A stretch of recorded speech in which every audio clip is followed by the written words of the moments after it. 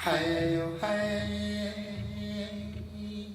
hey, oh, hey, oh,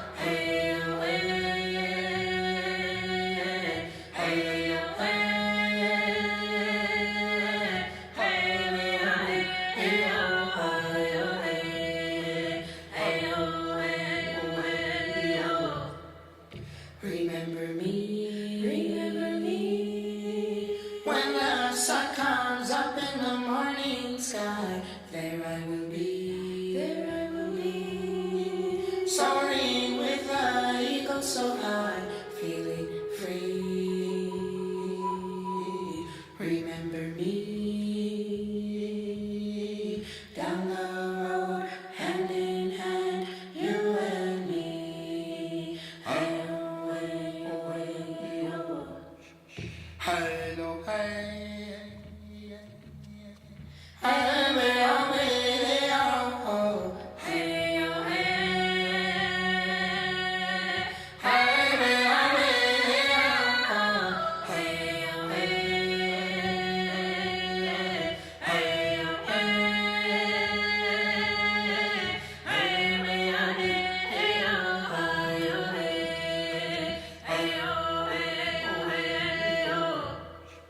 remember me, when the sun comes up up in the morning sky, there I will be, soaring with the eagle so high, feeling free. Remember me down the road, hand in hand, you and me. Hey, oh, hey, oh, hey, oh. Hey, oh, hey, hey, oh, hey, oh, hey,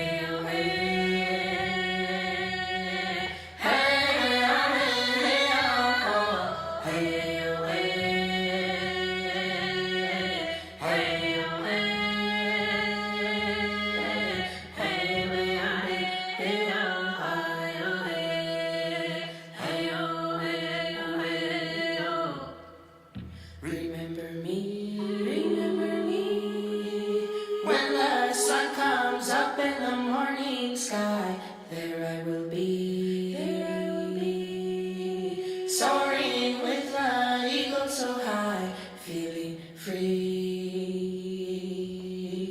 Remember me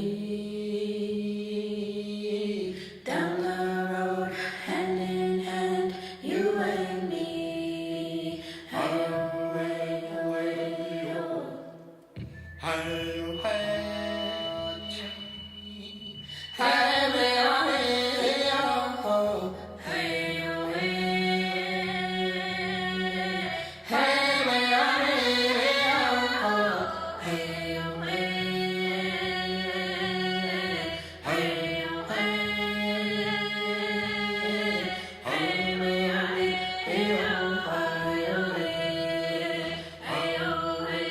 Hey, oh, remember me, when the sun comes up in the morning sky, there I will be, soaring with the eagle so high, feeling free. Remember me down the road, hand in hand, you and me. I away, away.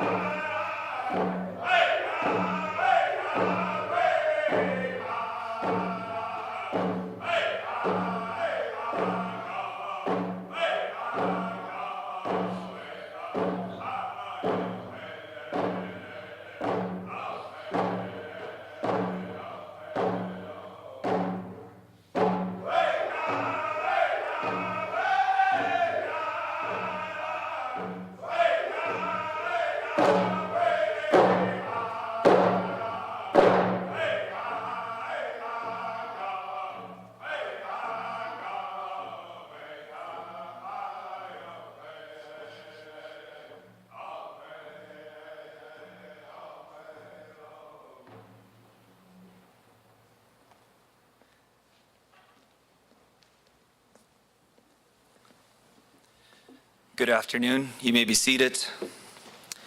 My name is Paul Morgan, and I'm the lead pastor here at Lakeview Church. And on behalf of Swidrovich family, we welcome you to the celebration of life of Sherry. To begin our time, I'm going to invite the knowledge keeper, Gilbert Q-Step, to come up and to pray with us.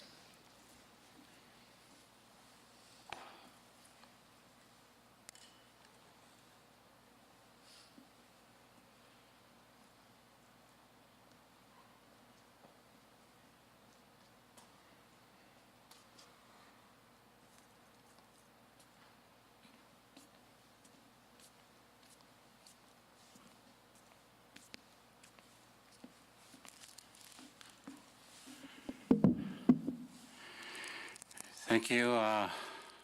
Thank you for the invite to come and say a few words on behalf of our sister here that's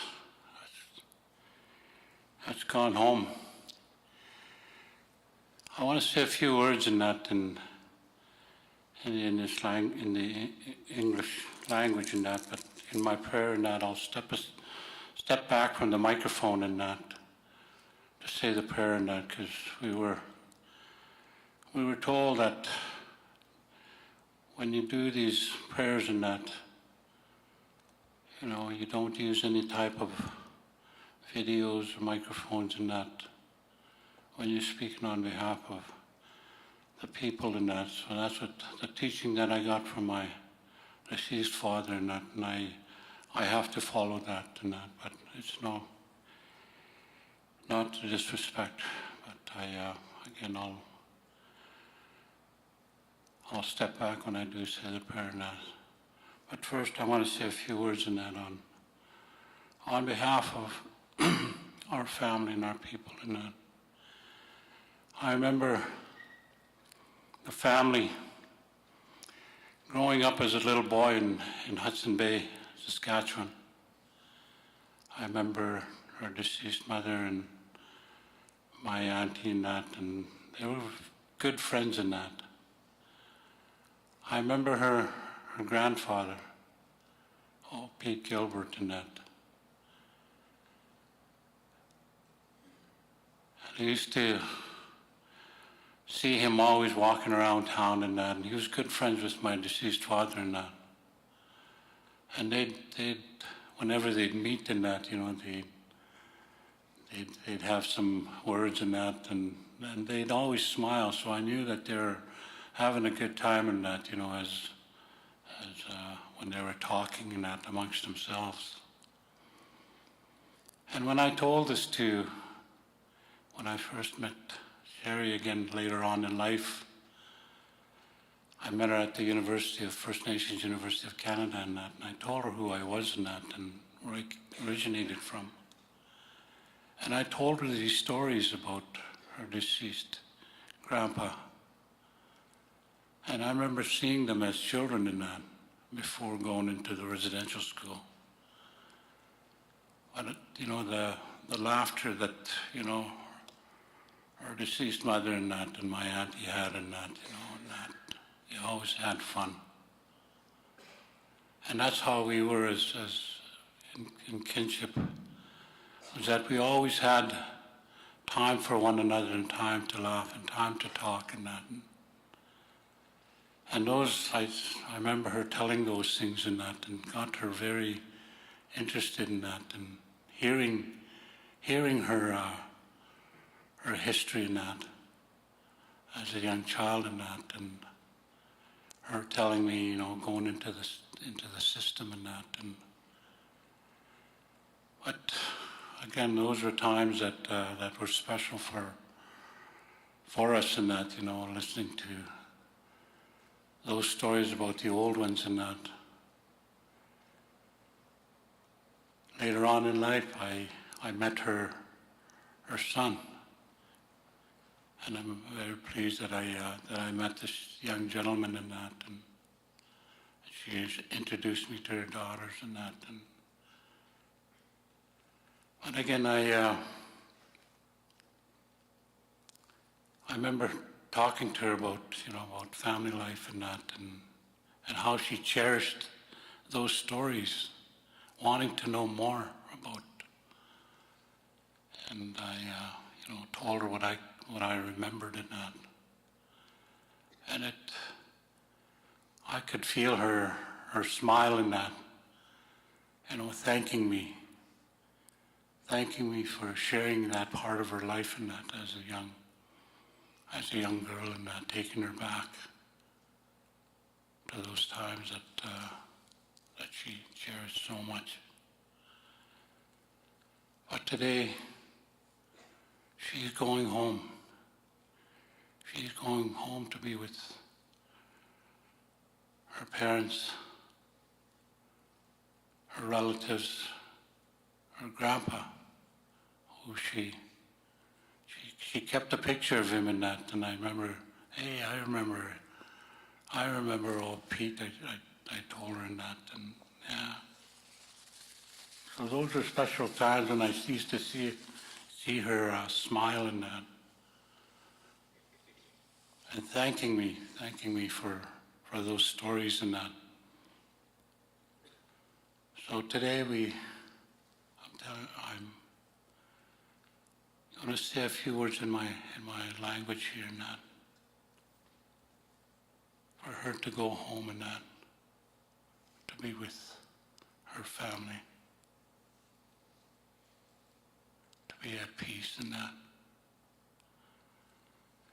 And to her family members that are here, to be strong and to remember her, like the way I did, that smile that she had when talking about family and that, how it meant so much.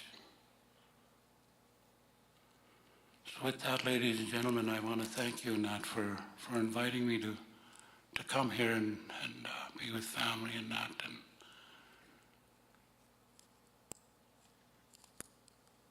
to send her on her way home and that in a good way. So with that, thank you for the tobacco. I'll stand back now and say my prayer.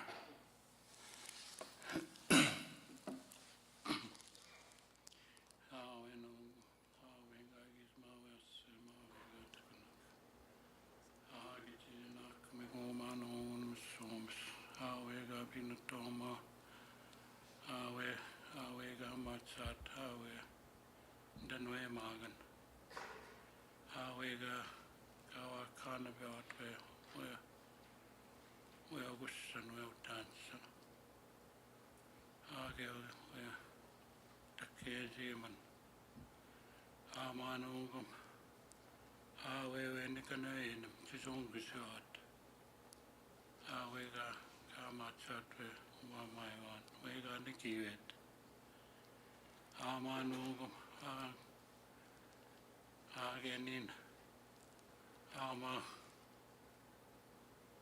when misega machat ageget kichi kendan ko wega artisan makwe agum shumsit we mama agum mamait ami ma uganda abma awete tani macha awe ande machat awete tani tugusin wete amete tugusin yute auskape kapan pandop mikun ami maga gaganuna awe amain we papain awe misum awe tanwe magana awe tagusin we tanwe magana taunasinirte ani tagusin amanugo awe misum awe kanaene mwewene awe utabino chima awe usensa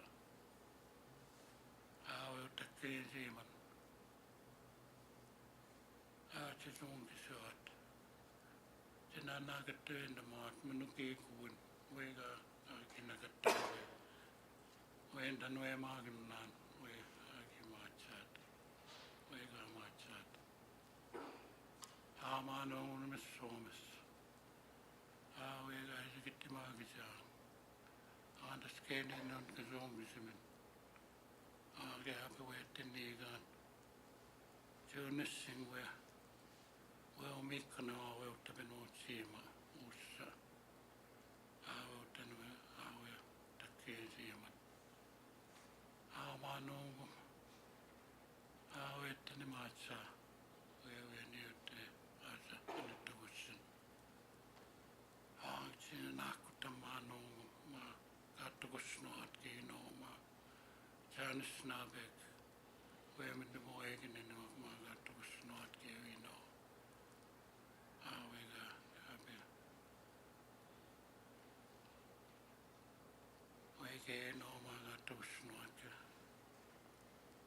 Jezong bisat kevino. Atamacha, animacha, aja tetugusin wendan we magna. Agiti nakutam genin manu. We gaji gitti magyan maga bisa genin. Adas kiti go enen dagun. We gaji chini we anusnabe uchigen we asema. We gamin go. Agiti nakumi gun misomis. Me benegay kito ang sinaktam. Ay, chimegwech.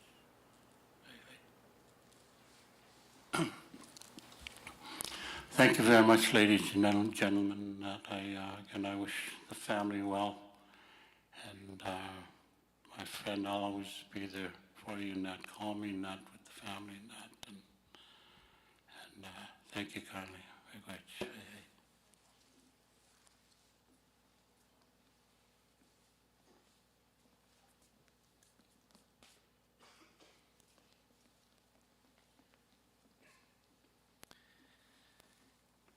Thank you, Knowledge Keeper Gilbert Q-Step, for leading us and starting things off with such beautiful prayer and message for us. It is my honor to participate in the celebration of life of Cheryl Swidrovich. Cheryl called Lakeview Church her home church, and we are humbled to remember, celebrate, mourn with her family today. In fact, yesterday when I was going over my notes and I was just kind of going over what I wanted to say and how I wanted to honor Cheryl, as I said her name, it's a Ukrainian name, and I'm Ukrainian, and I was still practicing to make sure I say it in Ukrainian way. My wife heard her name and said, "Are you talking about Cheryl?" I said, "Yeah."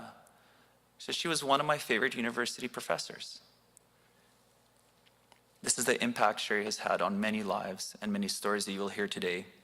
She has touched many hearts and many lives. So today we celebrate the life of Cheryl, daughter, mother, wife, grandma, friend. Cheryl loved her family and friends. Visiting with Cheryl's husband, Brian, daughter Shayna, and son-in-law Brock, I heard of their deep love and admiration for a strong and proud woman. Cheryl was an incredible example of resilience and honor. She was proud of her deep cultural roots and ties, which are so beautifully represented in the scarf she's holding now, a scarf her kukum gave her. The scarf is the union of her indigenous roots and heritage, intertwining with the Ukrainian heritage, weaved beautifully together through life and marriage and family.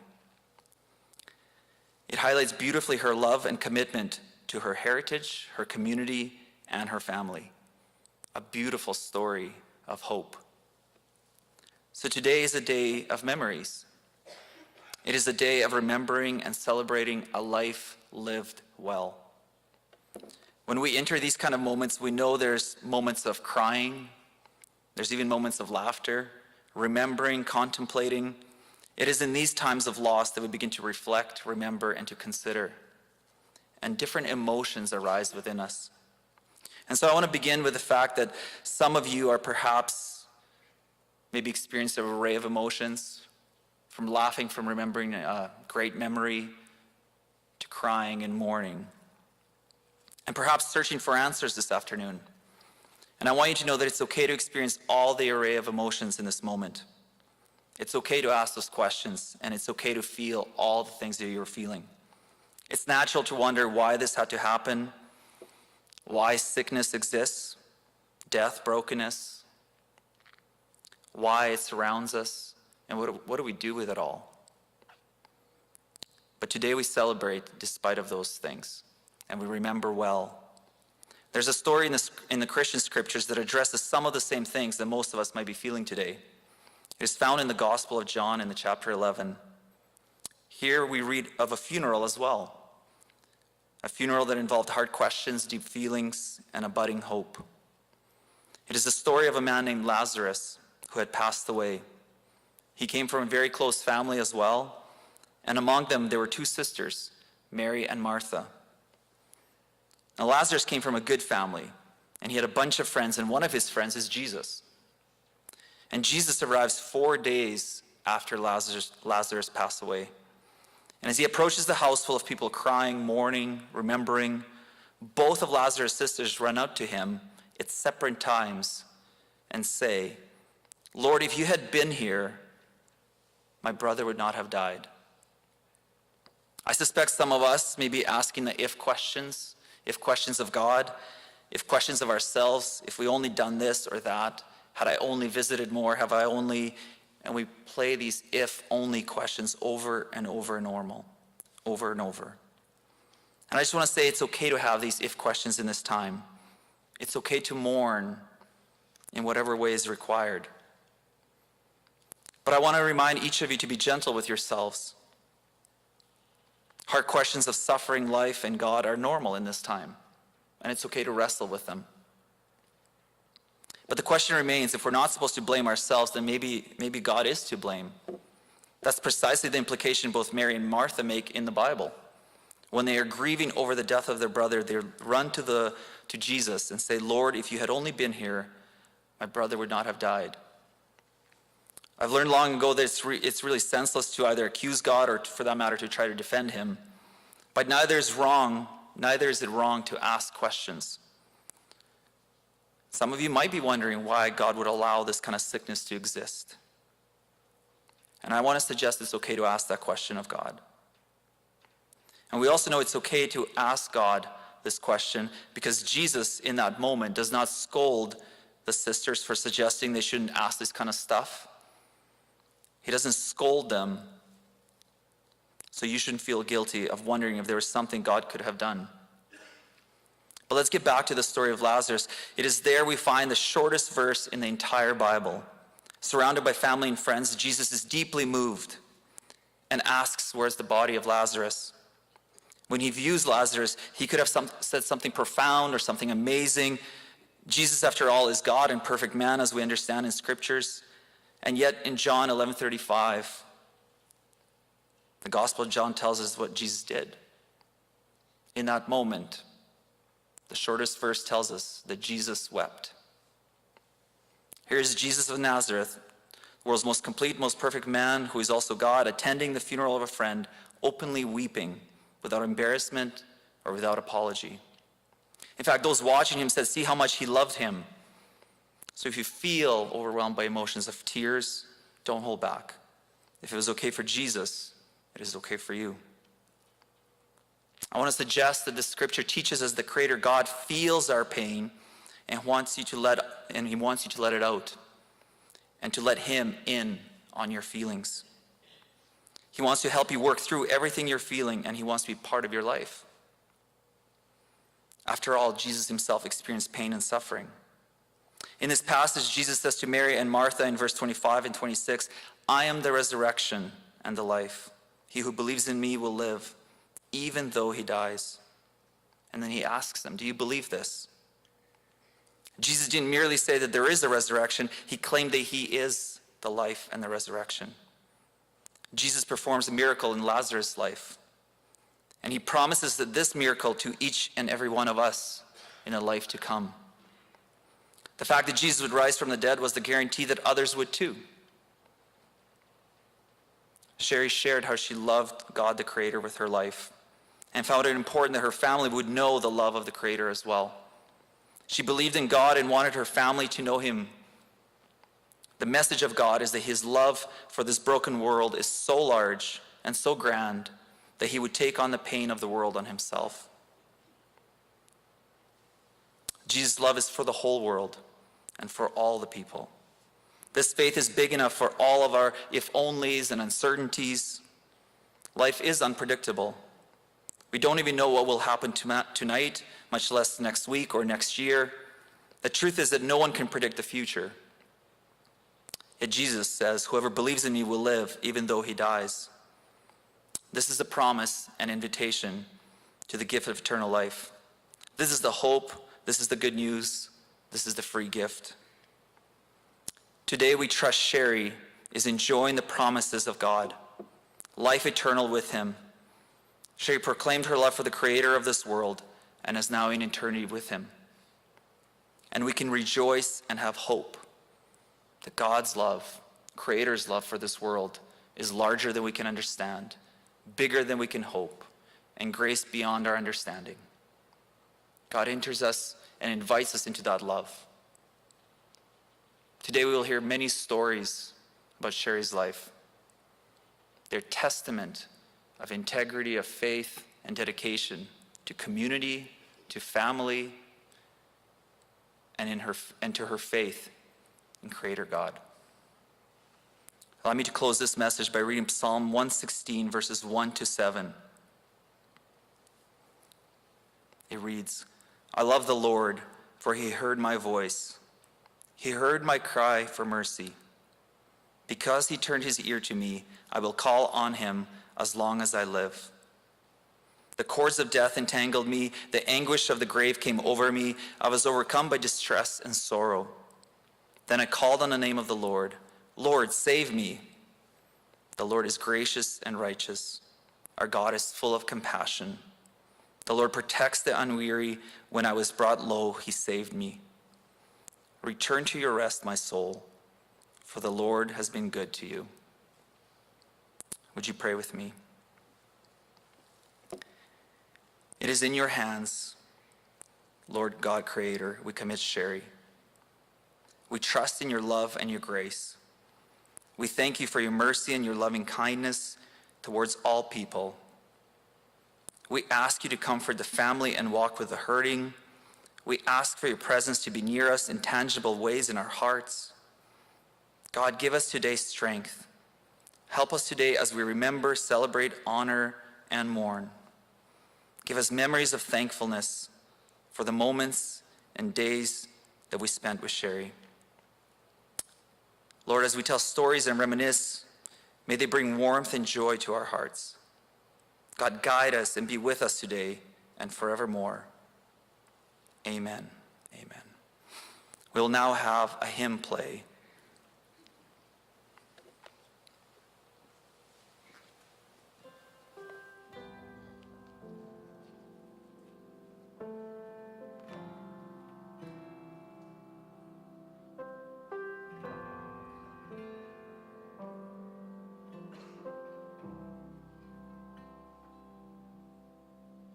The Lord is my shepherd, I shall not want.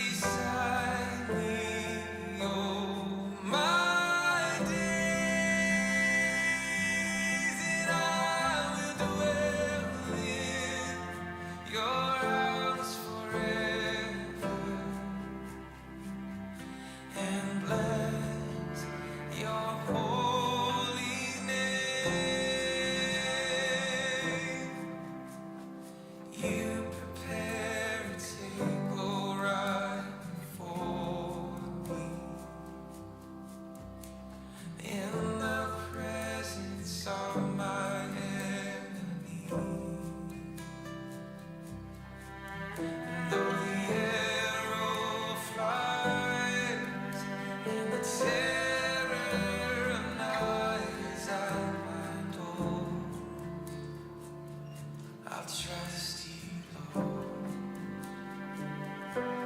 Surely goodness, surely mercy, right beside me all my days, and I will dwell in your house forever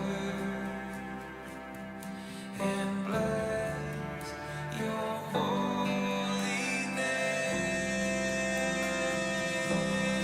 Even though I walk through the valley of the shadow of death,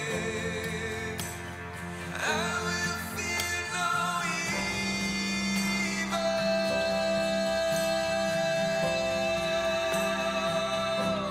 And even though I walk through the valley of the shadow of death, you are on my side. Oh, and even though I walk through the valley of the shadow of death, I will fear no evil.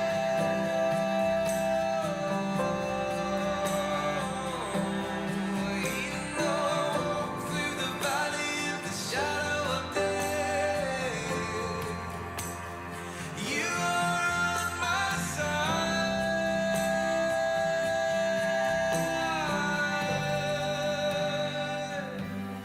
Surely goodness, surely mercy, right beside me all my days, and I will dwell in your house forever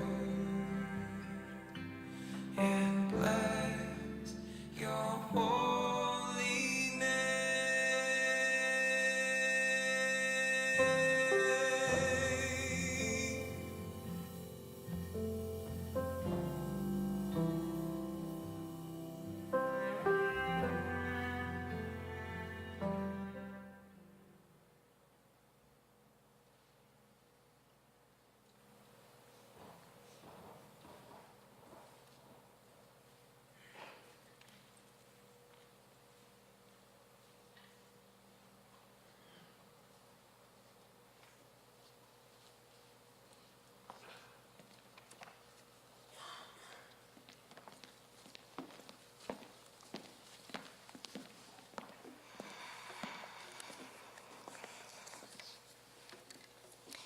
Good afternoon, and welcome to all of the family, friends, and many circles of support for our family. We are so grateful for the outpouring of love that we have received through the very difficult loss of our mom, and are grateful to be gathering here with all of you on Treaty 6 territory and homeland of the Métis as we celebrate the life of Cheryl Swidrovich. My name is Jenna, and I am the youngest daughter of Brian and Sherry. My sister Shayna and I are honored to be sharing with you the life and legacy of our mom in our own words, while our brother Jairus will be sharing her life in her own words.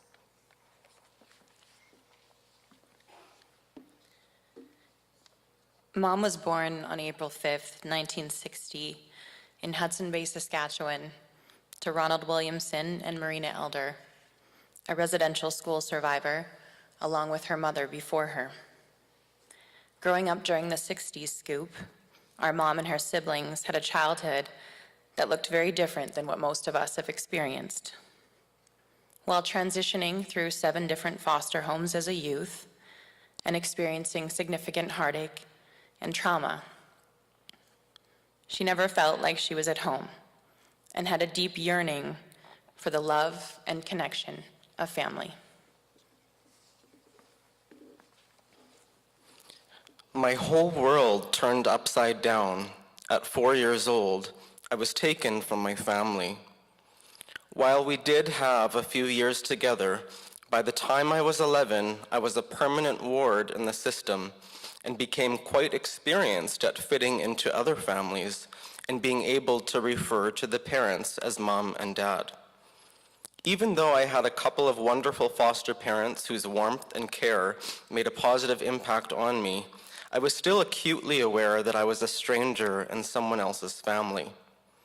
Feelings of isolation and residual sadness about losing the connection to my mom and other family members remained, and I felt like an outsider for whom there was always something missing.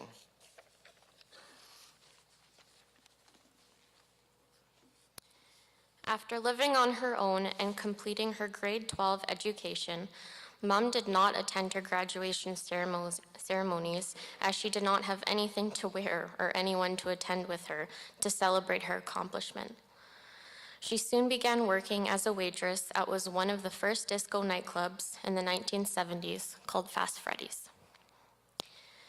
Existing in the Parktown Hotel in Saskatoon, Fast Freddy's would start a new phase of life for her, where she would build impactful, lasting connections that would remain constants in her life.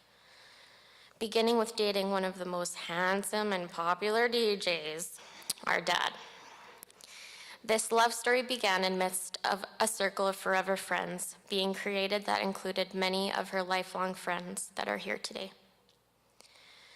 Mom and Dad were married on November 20th, 1981, while preparing to welcome the birth of their first child.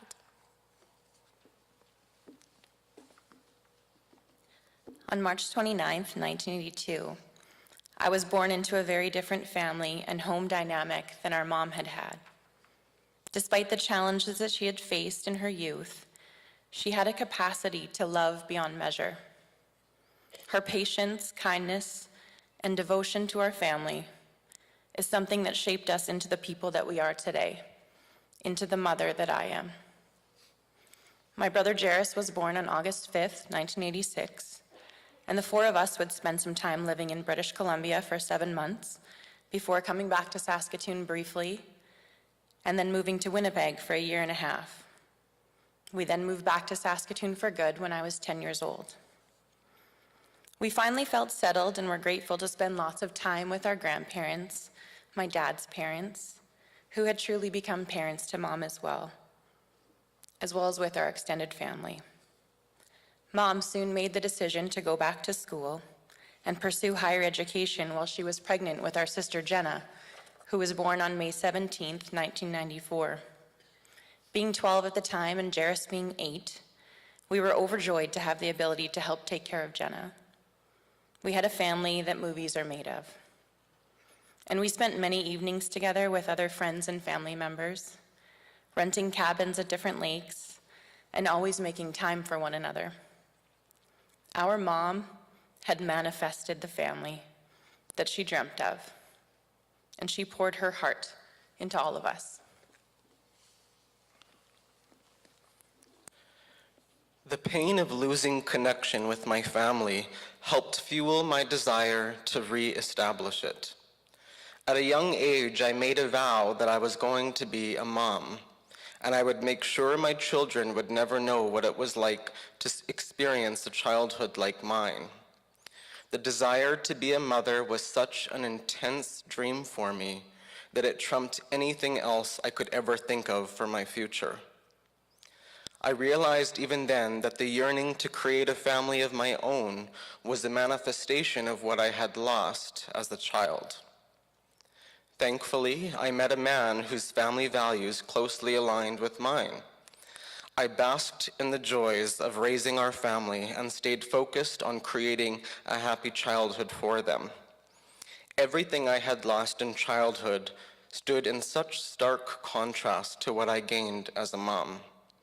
I relished in each stage of growth with my children, and I never wished for a particular stage to pass by quickly. The most positive outcome of my greatest childhood pain was that I received a new vision, an intense desire, and hyper-awareness of being able to give my family the complete opposite of my own experience.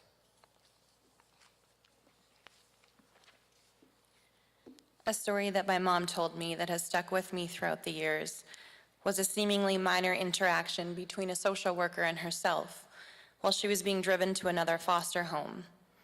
The social worker, being somewhat apprehensive about the topic, but recognizing that no one else may have the birds and the bees talk with my mom, who was a young teenage girl at the time, reluctantly began to talk to her about waiting for love or marriage, or until she was able to make adult decisions, such as during university. This may have been a conversation that the social worker never thought of again, but Mom thought of it many times. In fact, she never forgot it.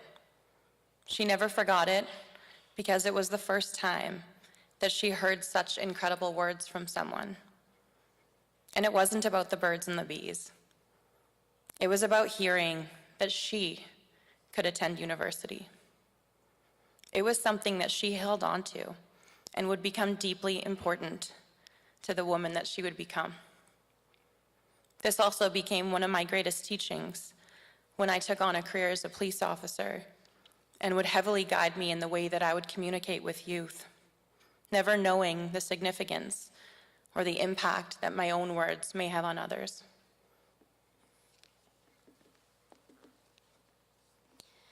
With me still as a young child and both of my siblings active kids, Mom graduated with her bachelor's degree with high honors in 1998 and began lecturing at First Nations University as well as the University of Saskatchewan. Here she found her true passion in sharing the history and the impacts of colonialism. She helped thousands of people gain imperative knowledge on the treaties, residential schools, and the 60 Scoop in such a personal and articulate way that her teachings left lasting impacts on her students. Many of whom have shared stories of the impact that she has had on them in choosing Indigenous studies as a major, and wanting to pursue social work, wanting to work in community schools, and in being inspired to believe in themselves despite where they may have come from. She was the light in the eyes of so many people who were looking for clarity and direction, and there's no doubt that her reach can be felt through so many others working to invest in a different kind of future for the next generation. Mom went on to get her master's in Indigenous Studies in 2005, with her thesis being on positive experiences of First Nations children in non-Aboriginal foster or adoptive care, deconstructing the 60 Scoop. She was always looking for the silver lining in everything. Mom would continue teaching and sharing her knowledge for over 20 years, where she also worked to develop university courses and material, and diligently worked to leave lasting impressions on her students with her charismatic lectures and personal anecdotes. While university seemed like a daunting task for her in the beginning, and the fear of failure had been present, Mom learned at a young age what conquering fear looked like in order to achieve her goals.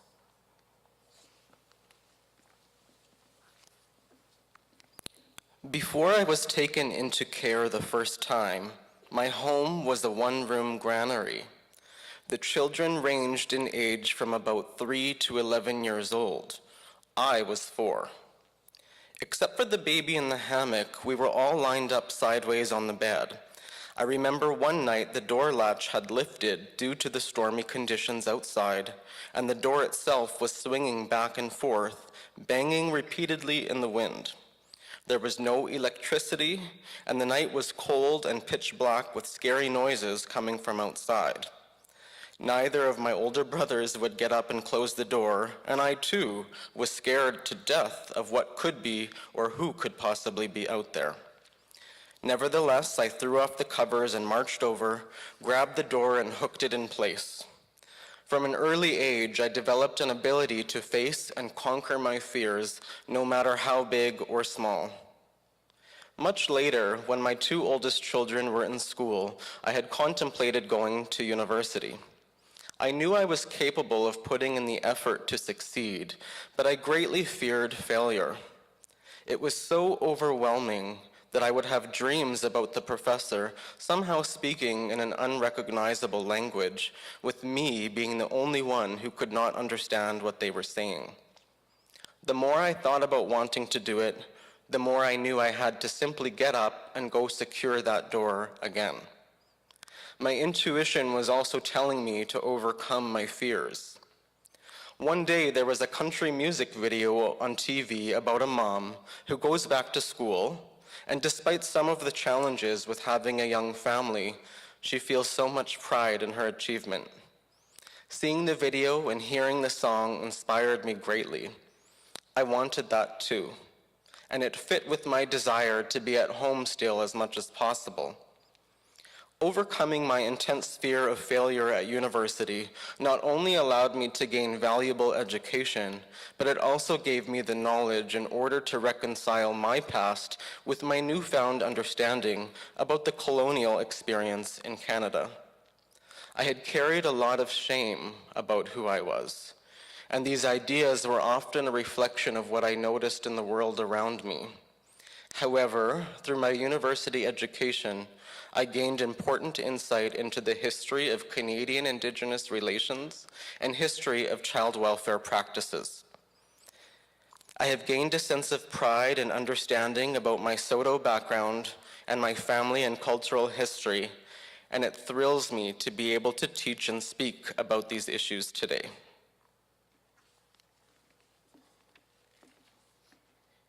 The next few chapters seem to be a blur of family traditions, like attending Christmas Eves here at Lakeview Church, gathering with many friends and family, and volunteering together in various ways. Perhaps the most impactful was working alongside Dad and the community in producing so many incredible air shows to honor our heroes. All the while, the three of us were chasing heavily supported dreams. Perhaps the only pride and fulfillment that came close to motherhood for our mom was the joy that she felt in becoming a grandmother. On April 3rd, 2009, Mom was present to welcome her first granddaughter, Rhea, into the world. Rhea quickly stole her grandparents' hearts and spent so much time with them. Her Grammy could never get enough and loved her to pieces. After I met Brock, Mom and Dad were delighted to add Cameron, Beau, and Avery to our family. And they loved having more grandkids to spoil and spend time with. Grandchild number 5, Grammy's little smoochie Bentley, was born on Remembrance Day, November 11th, 2012, and would once again spark love and opportunities to go through another baby phase together. Within a few years, Grammy and Papa no longer had Bentley going to daycare, and they would take her daily while Brock and I were at work and the other kids were at school. The love that Mom had for our kids and the ability to spend time with them brought her incredible joy, and they are so grateful to have had her as their grandma.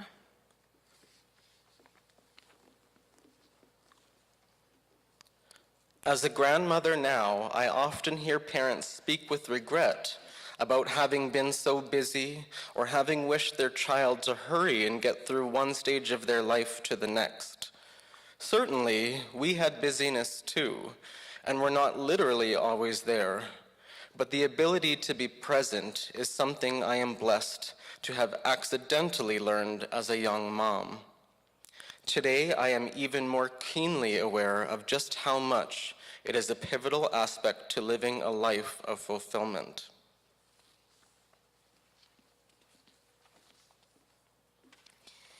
The love that we felt from both of our parents greatly impacted our ability to achieve the goals that we set out for ourselves, and provided each of us with the support needed to uniquely invest in our community and in the well-being of others in our own ways. Many of you know that for the period of about 5 years, I suffered with a long and challenging battle of TMJ issues that required high levels of pain management and a great deal of research in seeking solutions. This was championed by my mom, who became incredibly well-versed in what I was experiencing and carefully examined all possible solutions despite the cost associated. It was her, along with our dad, that provided me with the ongoing care needed throughout this time. My health and healing is a direct reflection of their love and efforts, and I am incredibly grateful. Because of their support, I was able to graduate with a Bachelor of Nursing from the University of Saskatchewan in 2017, and later would pass my NCLEX licensing exam, which Mom described as one of her happiest moments. I have now been a registered nurse at St. Paul's Hospital in the emergency room for a little over a year. Jairus has been a pharmacist for over 12 years, and after a few years of working as a clinical coordinator and HIV pharmacist at St. Paul's Hospital, he has been a pharmacy professor for the past 7 years. He spent 6 years as a faculty member in the College of Pharmacy and Nutrition at the University of Saskatchewan and is currently an assistant professor in the Leslie Dan Faculty of Pharmacy at the University of Toronto, where he has been working, mostly remotely, for the past year.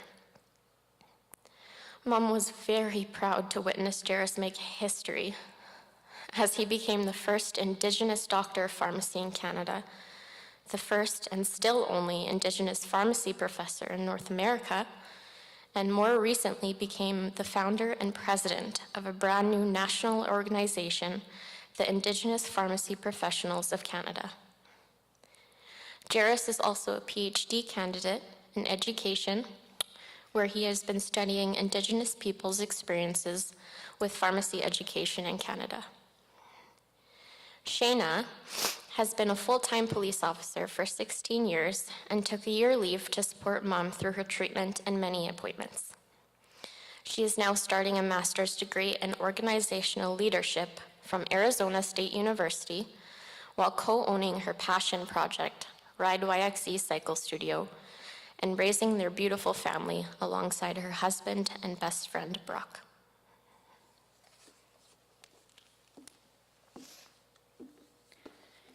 When Mom was diagnosed with stage 4 colon cancer in the summer of 2021, it rocked our family.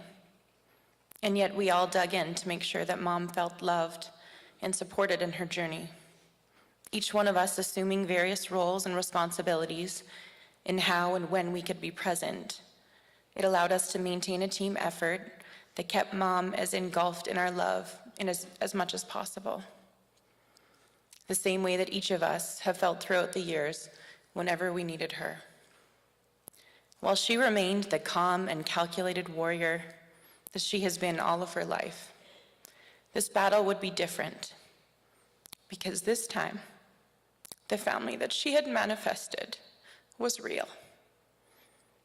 Our devotion to her only grew, and alongside Dad, we were able to experience all the highs and lows of this disease as a family.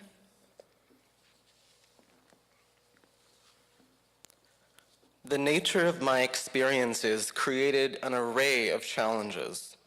While I don't hold the patent on this knowledge, I have gained some insight into how the fear of both real and imagined consequences can paralyze our decisions or prevent us from taking risks that carry the potential for life-changing outcomes.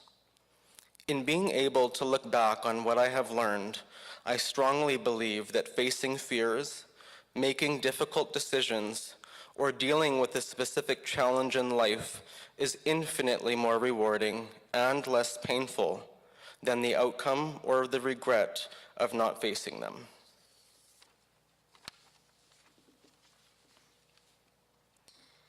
After facing a very challenging battle throughout the past year and a half, Mom fought for every day that she could spend with us.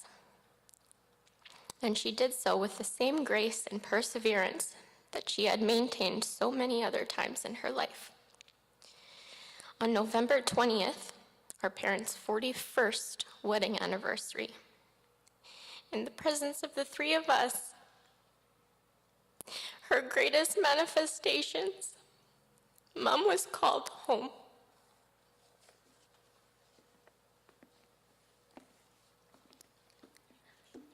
Mom,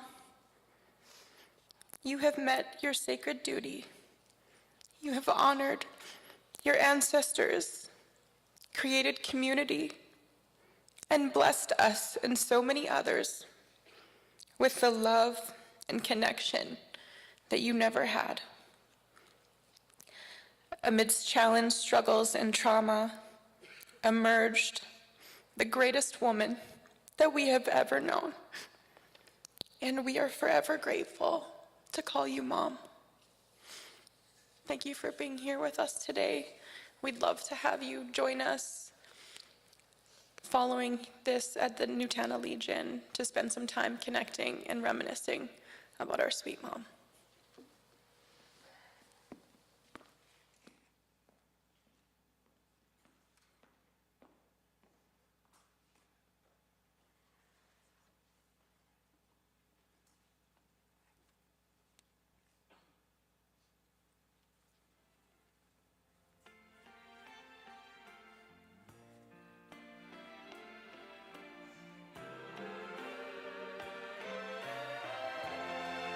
I want to share your life. Every minute, every day and night. And I just want you to know that whatever you do and wherever you go, remember someone loves you, honey. No matter what, just be my girl. Someone loves you, honey, more than anything in the world.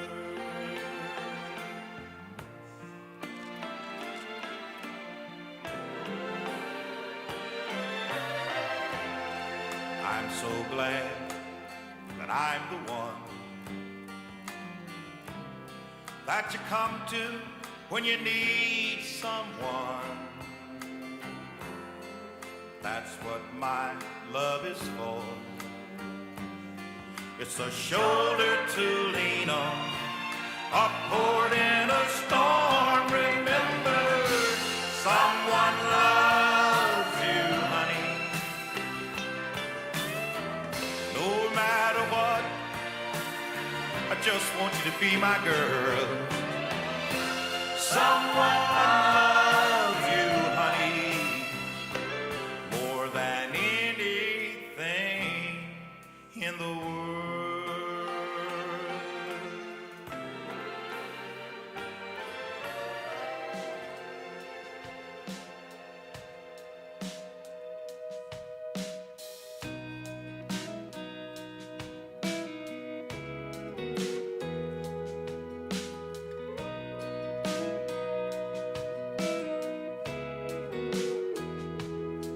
She's the sky that holds the clouds. She's the lady of the house, a blind believer in all I dare to be. There's no safer place I've found than the shoulder of her white nightgown. Oh, I've got the best and the worst of her in me, and I'd share her if I could, so the wars would all be over, 'cause she'd raise a son as friends, and no one would ever wonder if somebody wanted them. We'd walk on grass that's greener, and our cares would all be freer, if the world had a mother like mine.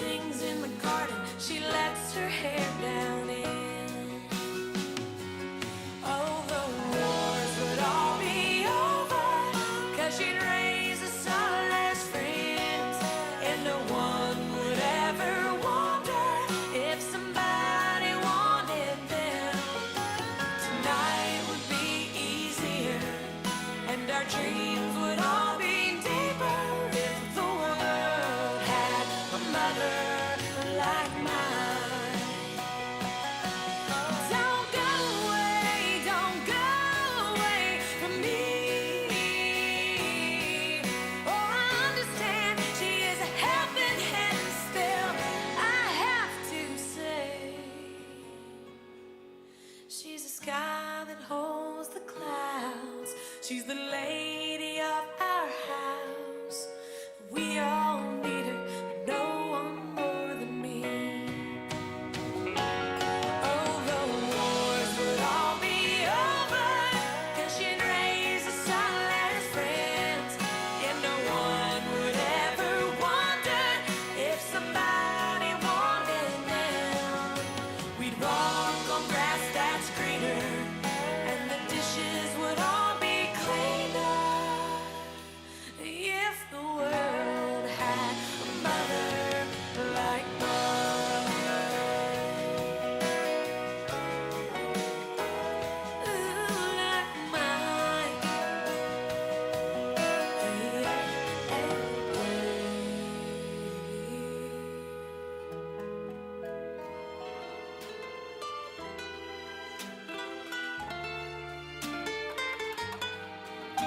I'm crazy. I'm crazy for feeling so lonely.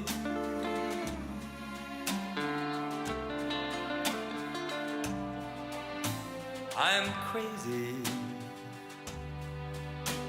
I'm crazy for feeling so blue. And I'll come in here. That's all you will. And I knew you loved me as long as you wanted.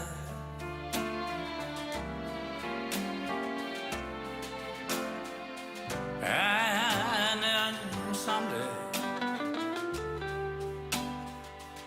you'd leave me for somebody new.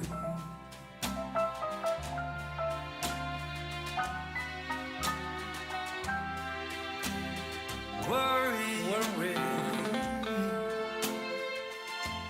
Why do I let myself worry?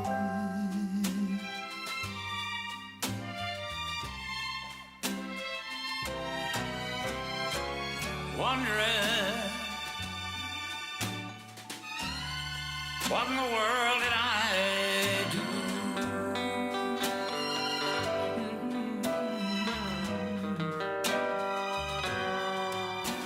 I'm crazy for thinking my love could hold you.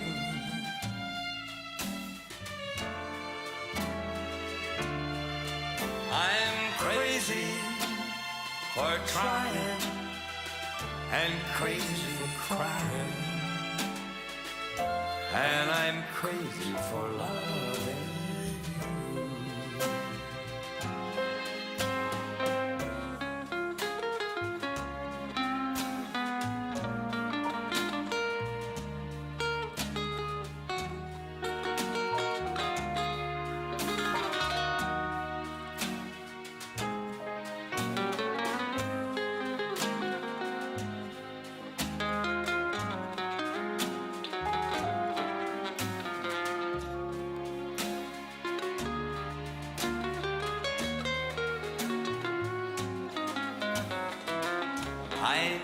I knew you'd love me as long as you wanted.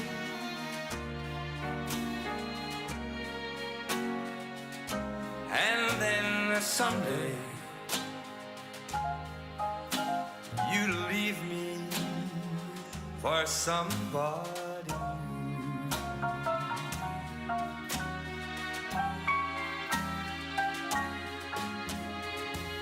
worry. Why do I let myself worry?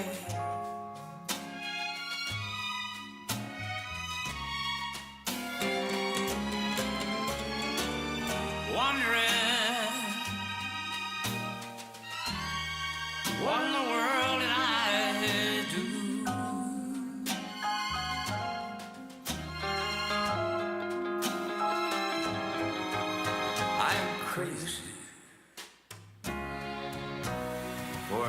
thinking that my love could hold you.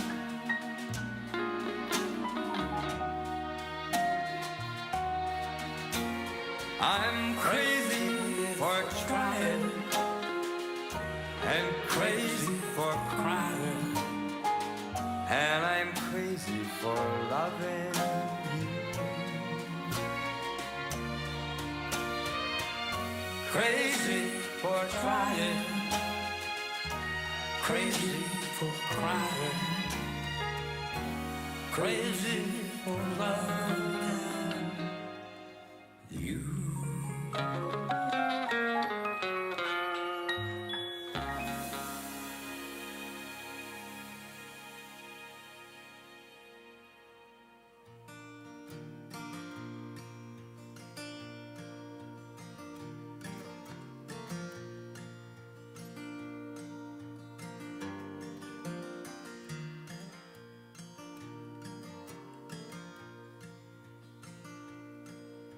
I hope you forget me in heaven.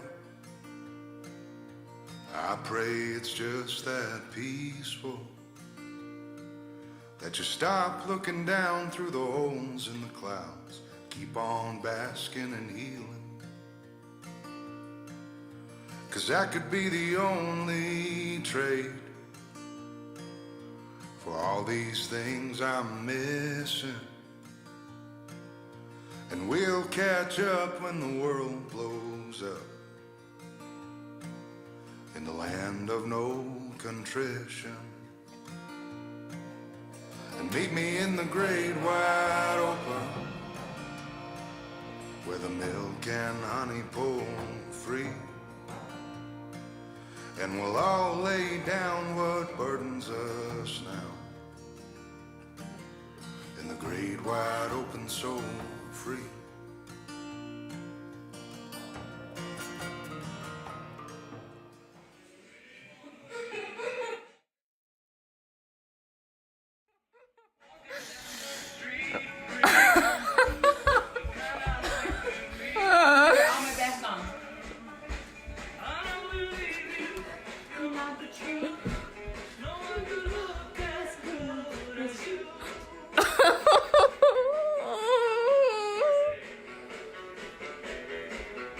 Mom, seriously.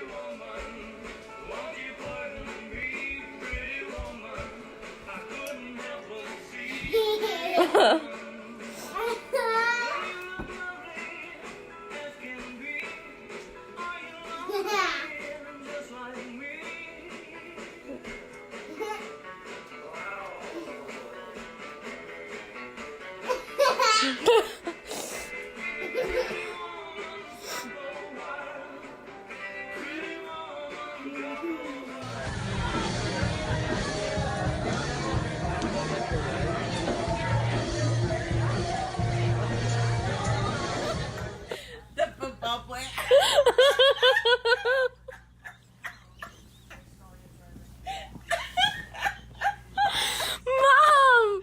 Mom, he's 26. Okay, now say it correctly, because I can show him this in the future when we start dating. I wish that Jenna starts dating the football player that we just flirted with. On Instagram. Did you blow your lash off? Uh-huh. Okay.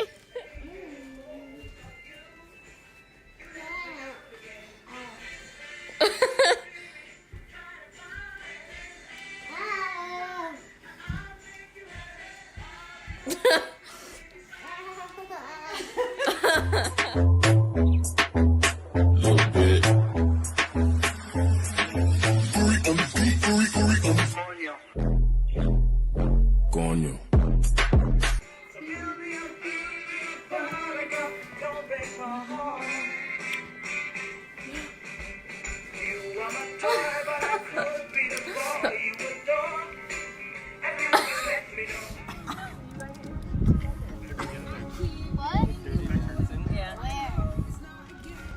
Oh my god. Mom, let me go buy you.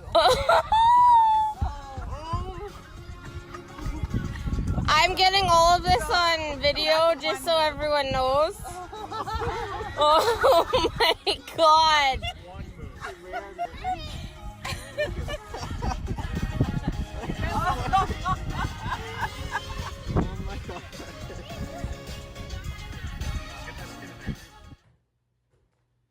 Your new phone, your new phone, your new phone, your new phone, your new phone, your new phone, your new phone.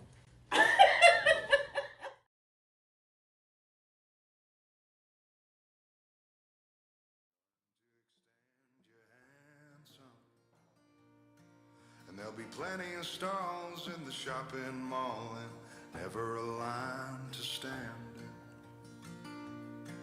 And for the first time you're gonna feel ageless, like a novel in its final pages. And you'll have full bars when you're next to the stars and finally feel what grace is. So rush me to the great white yonder, black out the sin and sonder, turn out the light on this little old life, and allow me to be reunited. And meet me in the great wide open, where the milk and honey pour free. And we'll all lay down what burdens us now, in the great wide open, soul free. Meet me in the great wide open, where the milk and honey pour free. And we'll all lay down what we're going through now.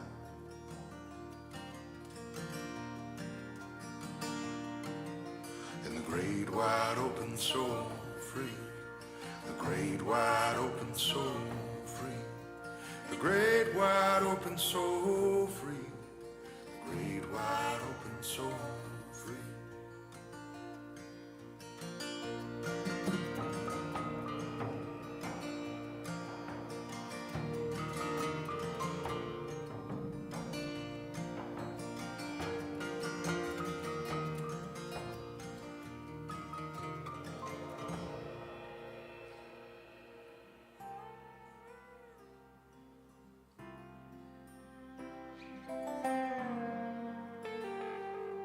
When I get where I'm going, on the far side of the sky,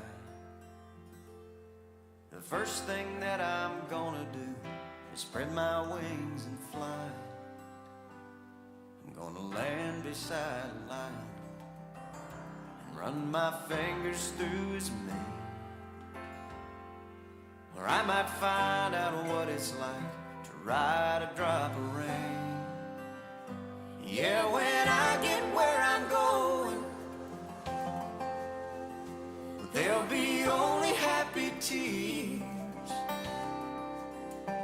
I will shed the sins and struggles I have carried all these years, and I'll leave my heart wide open. I will love and have no fear. Yeah, when I get where I'm going, don't cry for me down here. I'm gonna walk with my granddaddy, and he'll match me step for step. And I'll tell him how I've missed him every minute since he left. And then I'll hug his neck. Yeah, when I get where I'm going, there'll be only happy tears. I will shed the sins and struggles I have carried all these years, and I'll leave my heart wide open. I will love and have no fear. Yeah, when I get where I'm going, don't cry for me down here. So much pain and so much darkness, All these questions I can't answer, so much work to do. But when I get where I'm going, and I see my Maker's face, I'll stand forever in the light of His amazing grace. Yeah, when I get where I'm going,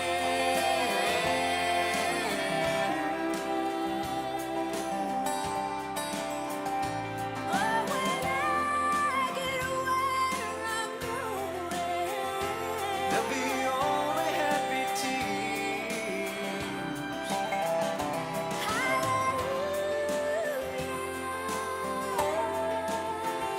I will love and have no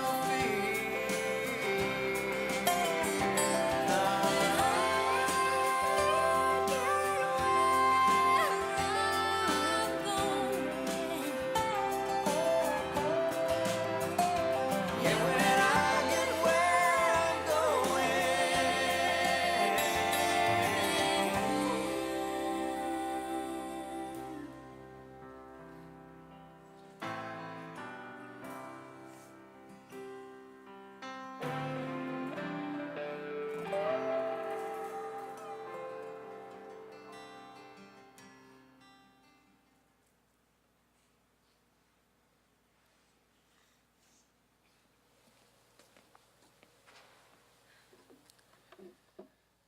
On the behalf of the family, I just want to thank you all for attending, for being part of this amazing celebration of Sherry, a woman of honor and dignity. Her children, as they spoke, are a testament to her life and the legacy that she leaves. I'm going to invite the drum group to come up. They're going to lead us in a closing ceremony, and as they come up, I'm just going to close in prayer. God, Creator, we trust Sherry into your hands. We trust she's with you and with family. God, we thank you for the testament, the legacy that she has left here. God, help us to walk in grace and in dignity as she did. We pray all of this in your name. Amen. Amen.